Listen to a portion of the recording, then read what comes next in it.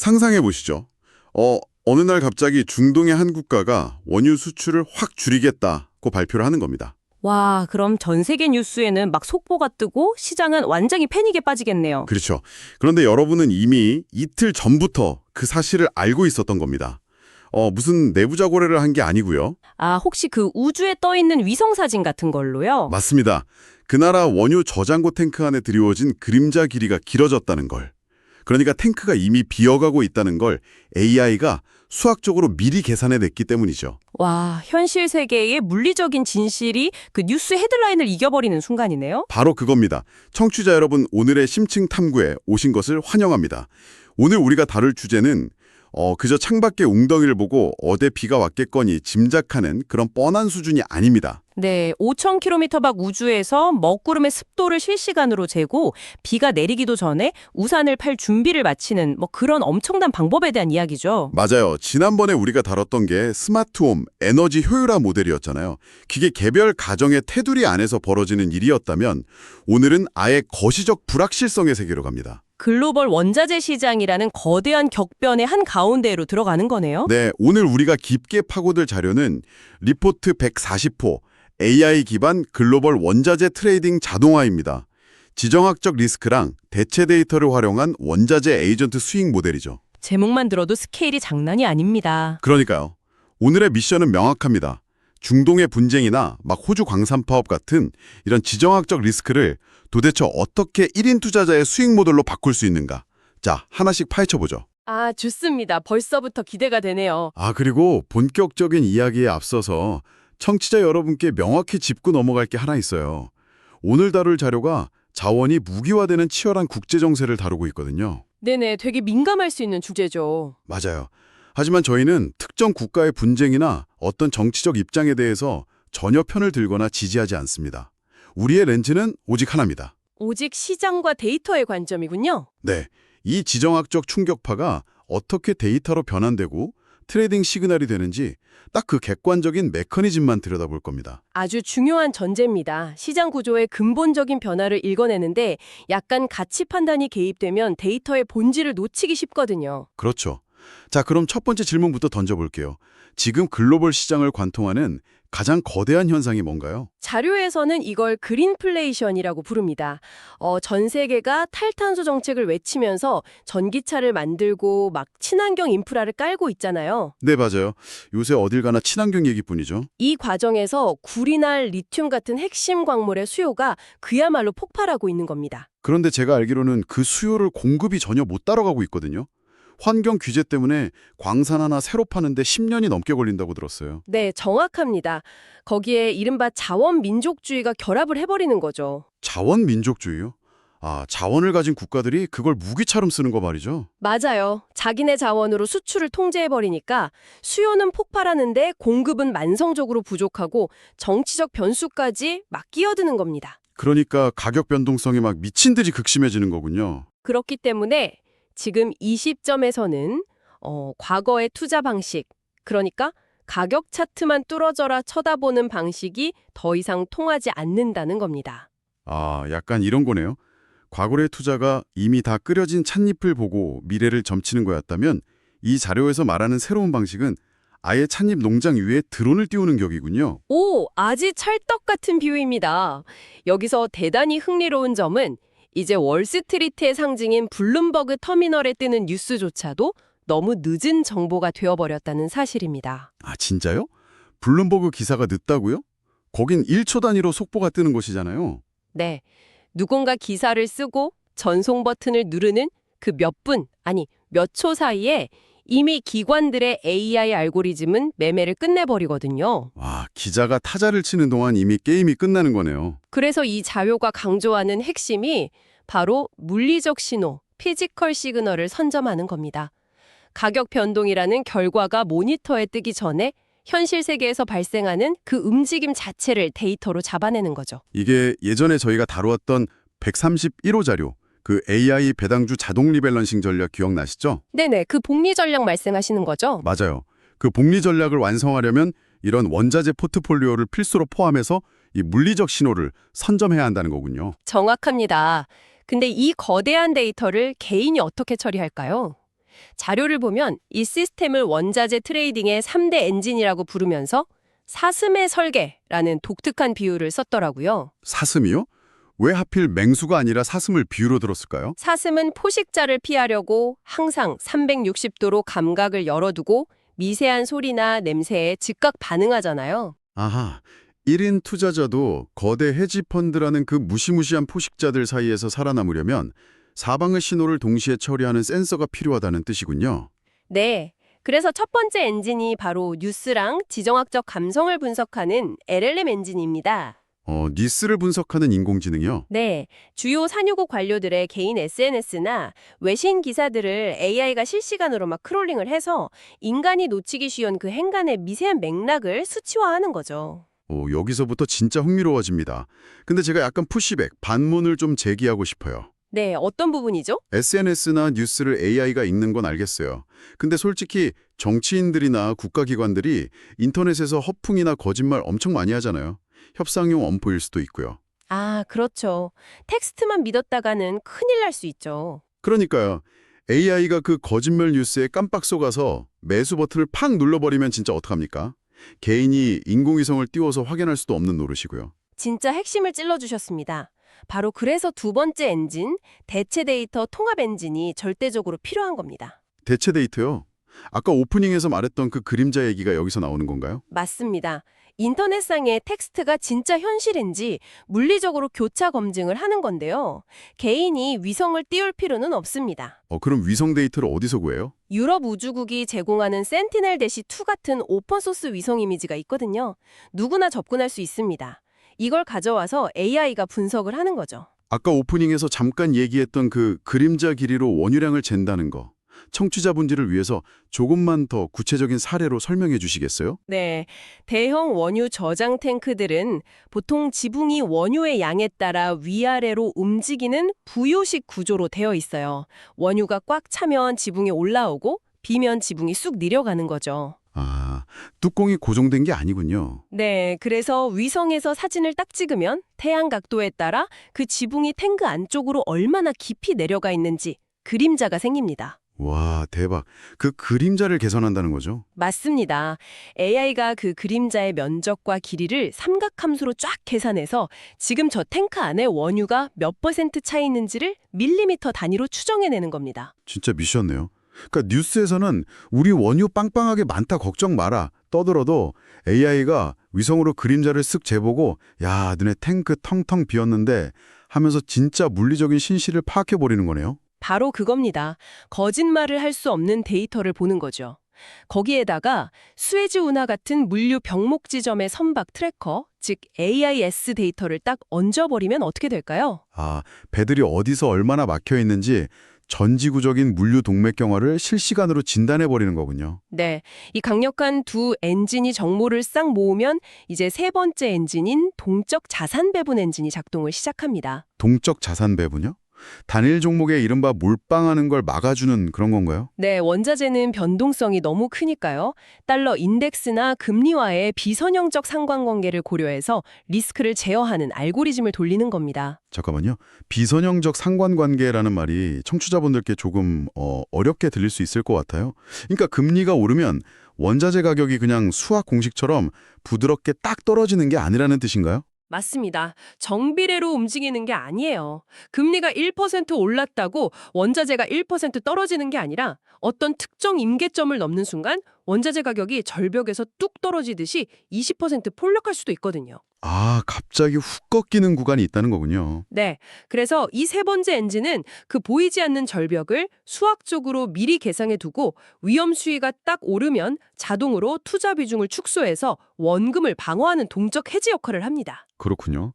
근데 이런 엄청난 데이터 처리를 하려면 컴퓨터가 엄청 좋아야 하는 거 아니에요?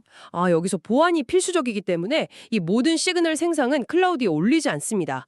예전에 우리가 137호에서 다뤘던 온디바이스 AI 기억하시죠? 아, 인터넷 연결 없이 내 기기 안에서 자체적으로 도는 AI요? 네, 맞습니다. 그걸 활용해서 로컬 환경에서 수행하는 거죠. 내 핵심 매매 전략이 밖으로 새어나가는 걸 원천 차단하는 겁니다. 야, 완벽한 엔진을 설계했네요. 근데 솔직히 말해서 지금 이 방송을 운전하면서 들으시거나 출퇴근길에 듣고 계신 청취자분들은 이런 생각하실 거예요. 아니, 논리는 알겠는데 내가 개발자도 아니고 어떻게 내 컴퓨터에 유럽 우주국 인공위성을 연결하냐고요. 충분히 그렇게 생각하실 수 있죠. 그래서 자료의 다음 섹션이 바로 여우의 실전 팁입니다. 여우요. 이번엔 사슴이 아니라 여우네요. 어떤 팁인가요? 여우는 직접 막 피 흘리며 사냥하기보다는 영리하게 도구를 쓰고 상황을 이용하잖아요. 프로그래밍 지식이 없어도 우리 132호에서 다뤘던 노코드 툴을 활용하면 됩니다. 아하, 코딩 없이 마우스 클릭만으로 시스템을 만드는 노코드 툴이요. 네. 야후 파이낸스나 인베스팅닷컴의 API, 그리고 퀀들, 케이플러 같은 원자재 특화 데이터를 이 노코드 툴로 그냥 쫙 연결해 주는 겁니다. 청취자분들 이해를 돕기 위해서 제가 살짝 덧붙이자면 API라는 건 일종의 물이 흐르는 수도관 같은 거거든요. 그러니까 노코드 툴은 내 농장에 자동 스프링클러를 설치하는 거랑 비슷해요. 오, 아주 정확한 비유입니다. 처음에 그 데이터 파이프라인만 연결해두면 24시간 내내 내가 자는 동안에도 위성 데이터랑 뉴스 데이터가 내 AI로 알아서 콸콸 흘러 들어오는 구조를 짜는 거군요. 네, 그렇게 끊임없이 데이터를 모으는 파이프라인을 구축한 다음에는 과거 10년치 데이터를 쫙 돌려봅니다. 전쟁이나 경제 제재가 터졌을 때 가격이 어떻게 반응했는지 백테스팅을 하는 거죠. 아, 승률이랑 손익비를 따져서 최적화하는 거군요. 네, 근데 여우의 진짜 영리함은 여기서 끝이 아닙니다. 완벽한 엔진을 만들었다고 해서 당장 내 돈 1,000만 원, 1억 원을 기계에 밀어넣고 자동 매매를 돌리지 않아요. 오, 그럼 어떻게 해요? 시스템 다 만들어 놓고 그냥 구경만 합니까? 아닙니다. 가장 핵심적인 수익화 단계를 밟습니다. 1단계로 이 에이전트가 만든 원자재 수급 예측 리포트를 사람들에게 유료 구독 서비스로 먼저 파는 거예요. 네, 리포트를 먼저 판다고요? 여기서 제가 또 딴지를 좀 걸어야겠는데요. 아, 네, 말씀하시자. 만약 저한테 앞으로 금값이나 리튬 가격이 어떻게 될지 완벽하게 맞히는 진짜 황금알을 낳는 거위가 있어요. 그럼 그냥 혼자 조용히 투자해서 억만장자가 되면 되지 왜 푼돈 받고 그 고급 정보를 남한테 팝니까? 남들 다 알게 되면 내 수익률 떨어지는 거 아니에요? 와, 이거 진짜 예리하고 현실적인 지적입니다. 근데 1인 기업가 입장에서 한번 생각해 보시죠.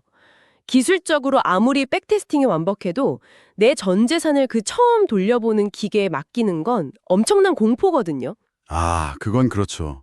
막상 내 생돈 들어가면 손이 덜덜 떨리죠. 그래서 리포트를 먼저 파는 건 전략적으로 엄청난 의미가 있습니다. 첫째, 시장 사람들이 기꺼이 돈을 내고 살 만큼 내 시스템이 진짜 정확한지 타인의 자본으로 검증받는 일종의 베타 테스트 기간인 거고요. 아하, 시장에서 내 시스템의 신뢰성을 인정받는 거네요. 둘째, 그렇게 리포트를 팔아서 번 돈을 모아다가 그 수익금을 2단계인 실제 자동 매매 시드머니로 활용하는 겁니다. 내 돈은 단 1원도 안 들어간 완벽하게 리스크 없는 공짜 시드머니로 확보하는 거죠. 와, 이건 정말 영리하네요. 은행에서 대출을 받거나 내 월급 털어넣는 대신에 리스크를 제로로 만들면서 시드머니를 얻는 거잖아요. 맞습니다. 주문 로그 같은 건 예전에 다뤘던 134호 프라이빗 로컬 서버에서 싹 처리해서 보안을 유지하고요. 정치자 여러분, 방금 들으셨죠? 이게 바로 1인 기업이 가져야 할 완벽한 안티프레절 전략입니다. 외부 충격이 오면 깨져버리는 유리가 아니라 오히려 더 단단해지는 구조를 만드는 거죠. 리포트가 안 팔리면 내 돈 잃은 건 없으니까 시스템 오류 고치면 그만인 거고요. 정확합니다. 자본 리스크를 최소화하면서 사업을 확장하는 여우의 팁이죠. 그럼 이렇게 공짜 시드로 자동 매매 돌리기 시작했으면 이제 끝난 거네요. 완벽합니다. 이제 저는 해변에 누워서 모히또 한잔하면서 통장에 돈 꽂히는 거 구경만 하면 됩니까? 그랬으면 참 좋겠지만 시장이 그렇게 호락호락하지가 않죠. 여기서 마지막으로 너구리의 경고를 진지하게 들어보셔야 합니다. 사슴, 여우에 이어서 너구리까지 나왔네요. 너구리는 어떤 경고를 하나요? 너구리는 먹이를 먹기 전에 물에 씻어 먹을 정도로 되게 의심이 많고 조심성이 강한 동물이거든요. 시스템이 아무리 정교하게 세팅되어 있어도 시장은 가끔 어떤 논리로도 설명 안 되는 관기에 휩싸일 때가 있습니다. 이걸 테일 리스크, 꼬리 위험이라고 부르죠. 테일 리스크요? 예를 들면 어떤 상황을 말하는 거죠? 만약에 진짜 전대미문의 사건, 예를 들어 핵 위협이나 3차 세계대전급의 충격이 뻥 터졌다고 가정해보죠. 상상하기도 싫지만 시장은 완전히 마비되겠네요. 네, 우리 AI는 과거 10년치 데이터를 기반으로 학습했잖아요. 근데 한 번도 본 적 없는 패닉 상태의 뉴스 텍스트들이 쏟아지면 AI가 어떻게 반응할까요? 멘붕이 오겠네요. 맞아요. 맥락을 완전히 오해해서 치명적인 오작동을 일으킬 수 있는 시스템의 한계가 분명히 존재한다는 겁니다. 아하하. 그러니까 전쟁 나서 다 대피하고 있는데 내 AI는 방공호로 가라는 신호 대신에 지금 당장 구리가 폭락했으니 풀매수 때리십시오 이러면서 미쳐 날뛸 수도 있다는 거군요. 진짜 웃기네요. 근데 농담 같지만 알고리즘 트레이딩에서는 실제로 충분히 일어날 수 있는 참사입니다. 오, 듣고 보니 진짜 무섭네요. 그럼 어떻게 방어해야 하죠? 그래서 극단적인 수치나 정의되지 않은 위험이 딱 감지되면 시스템 가동을 즉시 멈춰버리는 서킷 브레이커를 반드시 설계해둬야 합니다. 안전장치를 걸어두는 거군요. 네. 그리고 누군가 해킹으로 가짜 뉴스를 뿌리거나 위성 데이터 API에 오류가 날 수도 있잖아요. 그래서 최소 3개 이상의 데이터 소스를 교차 검증하는 시스템도 필수적이고요. 국가별로 파생 상품 규제도 다 다르니까 법적인 책임 문제도 꼼꼼히 따져야 합니다. 그렇군요. 리스크 관리가 결국 끝판왕이네요. 자, 여기서 제 캐치프레이즈 하나 발동해야겠습니다. 그래서 이 모든 게 결국 무슨 의미일까요? 단순히 방구석에서 나 혼자 헤지펀드 놀이해보자 이런 게 끝은 아닐 텐데요. 네, 저도 제 캐치프레이즈로 받아치겠습니다. 이걸 더 큰 그림과 연결해보면 이 시스템은 단순한 트레이딩 매미 못이 아닙니다.